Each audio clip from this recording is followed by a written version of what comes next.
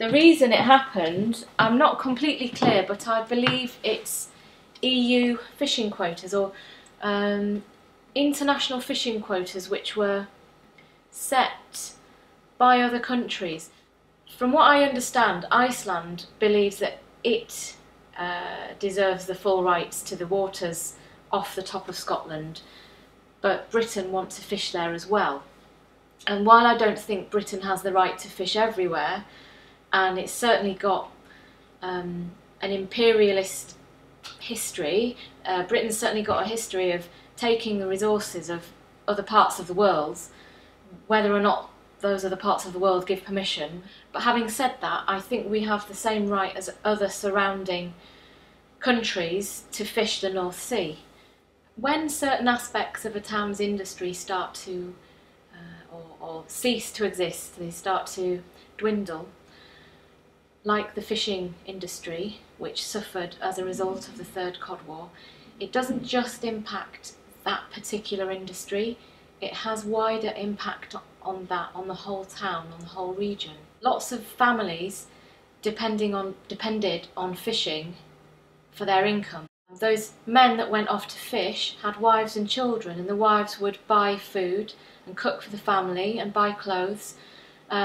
And so the income that those fishermen were generating would be spent in the local economy generally.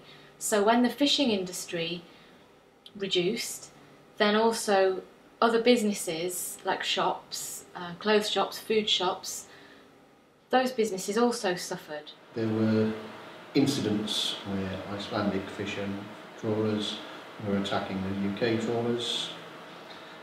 It went on for quite a while. Eventually the Navy were called in as well. It went on for a couple of years. There were several different Icelandic wars. After the Icelandic wars, Iceland had a 200-mile exclusion zone around its borders, purely for Icelandic fishermen.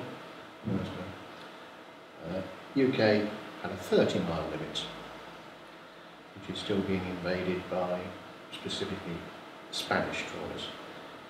So we lost out big time. We lost a lot of our fishing fleet because of all the laws and regulations that were brought in after the Icelandic Cod Wars. So there is a certain amount of unfairness about it.